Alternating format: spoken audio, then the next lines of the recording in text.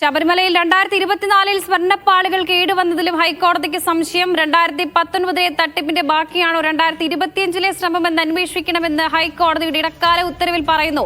ഉണ്ണികൃഷ്ണൻ പോറ്റിക്ക് ശില്പപാളികളും താങ്ങുപീഠവും കൈമാറാൻ തിരുവാഭരണ കമ്മീഷണർ നിലപാടെടുത്തു. നിലവിലെ ദേവസ്വം ബോർഡ് പ്രസിഡന്റ് ഇതിനായി നിർദ്ദേശം നൽകിയതായി തിരുവാഭരണ കമ്മീഷണറുടെ പരാമർശമുണ്ട്. സ്വർണ്ണക്കൊള്ളയുടെ ഉത്തരവാദിത്തത്തിൽ നിന്ന് ബോർഡ് നേതൃത്വത്തിന് ഒഴിഞ്ഞുമാറാനാകില്ലെന്നും കോടതി.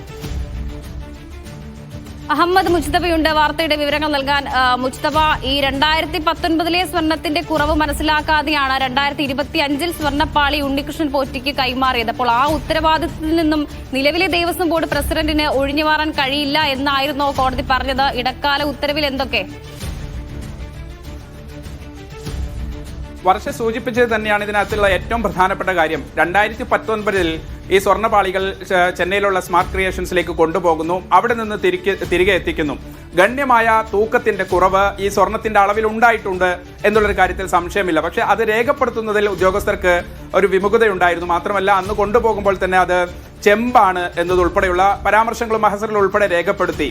എന്നിരുന്നാലും 2019 തിരികെ കൊണ്ടുവരുമ്പോൾ സ്മാർട്ട് ക്രിയേഷൻസ് ചെന്നൈയിലുള്ള ഈ അറ്റകുറ്റപ്പണികൾ നടത്തിയ സ്ഥാപനം 40 വർഷത്തെ വാറണ്ടിയാണ് ഇതുമായി ബന്ധപ്പെട്ട് പറഞ്ഞത്. അങ്ങനെയെങ്കിൽ 2024 ഇത് എങ്ങനെ കേടുവന്നു എന്നുള്ളതാണ് ഏറ്റവും പ്രധാനപ്പെട്ട ഒരു കാര്യം. 40 വർഷത്തെ വാറണ്ടിയുള്ള ഒരു അറ്റകുറ്റപ്പണി, അത് 5 വർഷം പിന്നിടുമ്പോഴേക്കും കാര്യമായ പ്രശ്നങ്ങൾ, അതിനകത്ത് സ്വർണത്തിന്റെ നിറം മങ്ങി ഉള്ളിലുള്ള ഈ തകിടിന്റെ ലോഹത്തിന്റെ നിറം പുറത്തേക്ക് വരുന്ന രൂപത്തിലേക്കൊക്കെ കാര്യങ്ങൾ പോകുന്നത് അന്ന് തന്നെ ഇതുമായി ബന്ധപ്പെട്ട് കാര്യമായ പ്രശ്നം ഉണ്ടായിട്ടുണ്ട് എന്നതുൾപ്പെടെയുള്ള സംശയങ്ങളിലേക്ക് വിരൽ ചൂണ്ടുന്നു. അതൊന്ന്.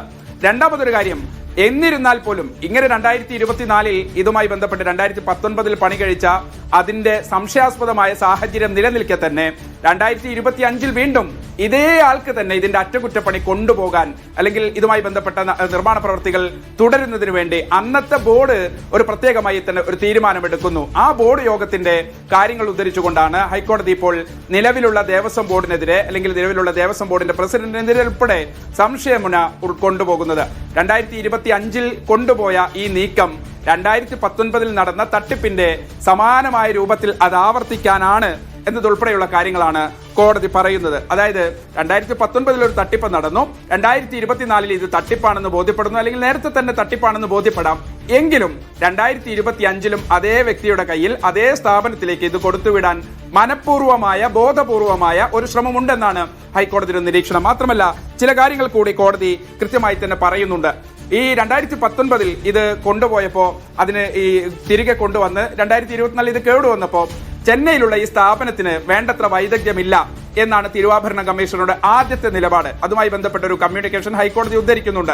പക്ഷേ അങ്ങനെ വൈദഗ്ധ്യമില്ല എന്ന് ഈ തിരുവാഭരണ കമ്മീഷണർ ആദ്യം എടുത്ത നിലപാട് വെറും 7 ദിവസം കൊണ്ട് ആ നിലപാട് മാറി മറിയുന്നുണ്ട്.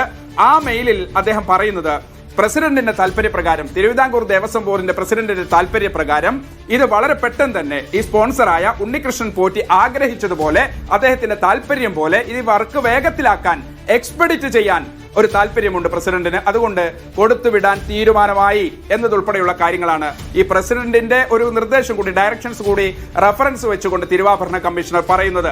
അപ്പോഴാണ് PS പ്രശാന്തിലേക്ക് 2025 തിരുവിതാംകൂർ ദേവസ്വം ബോർഡിന്റെ പ്രസിഡന്റിന്റെ പേരിലേക്ക് കൂടി ഇതിന്റെ സംശയമുന നീളുന്നത് എന്ന് വ്യക്തമാണ്. മറ്റൊരു കാര്യം, തൊട്ടടുത്ത ദിവസം തന്നെ 2025 ഓഗസ്റ്റ് മാസം 21 ചേർന്ന ദേവസ്വം ബോർഡിന്റെ യോഗത്തിൽ ഇതേ വ്യക്തിയിലേക്ക്, ഉണ്ണികൃഷ്ണൻ പോറ്റിയിലേക്ക് ഈ സ്വർണ്ണാഭരണങ്ങൾ കൊടുത്തുവിടാൻ തീരുമാനമായി. നിലവിലുള്ള ബോർഡ് ആ വിഷയത്തിൽ അങ്ങനെ തീരുമാനമെടുത്തതും സംശയാസ്പദമാണ് എന്ന കാര്യം കൂടി കോടതി വ്യക്തമാക്കുന്നുണ്ട്. എന്തായാലും ഈ 2025 ഇങ്ങനെ തീരുമാനം എടുത്തത് സംശയാസ്പദമാണെന്ന് കോടതി പറയുന്നു. മാത്രമല്ല, ഇങ്ങനെ 2019 കൊണ്ടുപോയ കാര്യം ഹൈക്കോടതിയുടെ പരിഗണനയ്ക്ക് 2023 വന്നതാണ്. അന്ന് 2023 ഹൈക്കോടതിയുടെയും ശബരിമല സ്പെഷ്യൽ കമ്മീഷണറുടെയും മുൻകൂർ അനുമതിയില്ലാതെ ഇത്തരത്തിൽ സന്നിധാനത്ത് തന്നെ ചെയ്യേണ്ട വർക്കുകൾ പുറത്തേക്ക് കൊണ്ടുപോകാൻ എന്തായാലും ഹൈക്കോടതിയുടെ അനുമതി വാങ്ങണം, ശബരിമല സ്പെഷ്യൽ കമ്മീഷണറുടെ അനുമതി വാങ്ങണം. ഈ 2 ഉത്തരവുകൾ നിലനിൽക്കെ തന്നെ അതൊന്നും അറിയിക്കാതെ 2025 വളരെ രഹസ്യ സ്വഭാവത്തിൽ കോടതിയുടെ നിർദ്ദേശങ്ങളെ മറികടന്ന് ഒരു പെട്ടെന്ന് തന്നെ ചെന്നൈയിലേക്ക് കൊണ്ടുപോകുന്നൊരു സംഭവം ഉണ്ടായി. അത് കൃത്യമായി തന്നെ സംശയം ജനിപ്പിക്കുന്നതാണ്. ഇത് കൃത്യമായി തന്നെ ഒരു ആസൂത്രിതമായ ഗൂഢാലോചന ഇക്കാര്യത്തിൽ ഉണ്ടായിട്ടുണ്ടോ എന്ന് സംശയം ഉളവാക്കുന്നതാണെന്നാണ് കോടതി പറയുന്നത്. അതുകൊണ്ട് ഈ വിഷയം ഉണ്ണികൃഷ്ണൻ പോറ്റിയിലോ ചെമ്പുപാളികളിലോ സ്വർണ്ണപാളികളിലോ മാത്രം ഒതുങ്ങരുത്. കൃത്യമായി തന്നെ ഇത് ആരൊക്കെ ഗൂഢാലോചന നടത്തി, ആരൊക്കെ ഇതിന്റെ പിന്നിലുണ്ട്, ഉണ്ണികൃഷ്ണൻ പോറ്റി ഒരു ചെറിയ കണ്ണി മാത്രമാണെങ്കിൽ ഇതിന്റെ വിശാലമായ അർത്ഥത്തിലുള്ള ഒരു ലാർജർ കോൺസ്പിറസി അന്വേഷിക്കണമെന്നാണ് ഹൈക്കോടതി പറയുന്നത്. അതിനർത്ഥം ഇതിന് പിന്നിൽ തൽപര കക്ഷികളായ ചില ആളുകളുണ്ട്. അതുകൊണ്ടാണ് വീണ്ടും വീണ്ടും ഉണ്ണികൃഷ്ണൻ പോറ്റിയിലേക്ക് തന്നെ ഇത് കൊടുത്തുവിടുന്നത്, ചെന്നൈയിലുള്ള സ്മാർട്ട് ക്രിയേഷൻസിലേക്ക് കൊടുത്തത് മാത്രമല്ല, ഇത് 2019 ഇങ്ങനെ കൊണ്ടുപോകുമ്പോൾ 2025 കൊണ്ടുപോകുമ്പോൾ തന്ത്രി ഒരു കുറിപ്പ് പറയുന്നുണ്ട്. തന്ത്രി പറയുന്നത് ദേവസ്വം മാനുവലിലെ തിരുവിതാംകൂർ ദേവസ്വം ബോർഡിന്റെ സബ് ഗ്രൂപ്പ് മാനുവലിലെ 1950 സബ് ഗ്രൂപ്പ് മാനുവലാണ്. അതിനകത്ത് കൃത്യമായി തന്നെ പറയുന്നുണ്ട് ആ വർക്കുകൾ ഇങ്ങനെ നടത്തുമ്പോൾ സന്നിധാനത്ത് തന്നെ ചില അറ്റകുറ്റപ്പണികൾ നടത്തണം എന്നതാണ്. പരമ്പരാഗത രീതിയിലാണ് കൊണ്ടുപോയപ്പോൾ ഹൈക്കോടതിയുടെ അനുമതി വാങ്ങാത്തതും അതുപോലെ തന്നെ സ്പെഷ്യൽ കമ്മീഷണറെ ഈ വിഷയം അറിയിക്കാത്തതും ഇത്തരത്തിൽ തട്ടിപ്പിന്റെ ഭാഗമാണ്. അതിൽ നിലവിലെ ദേവസ്വം ബോർഡ് പ്രസിഡന്റിനും അതിന്റെ ഉത്തരവാദിത്തമുണ്ട് എന്നതുകൂടിയാണ് ഹൈക്കോടതി പറയുന്നത്.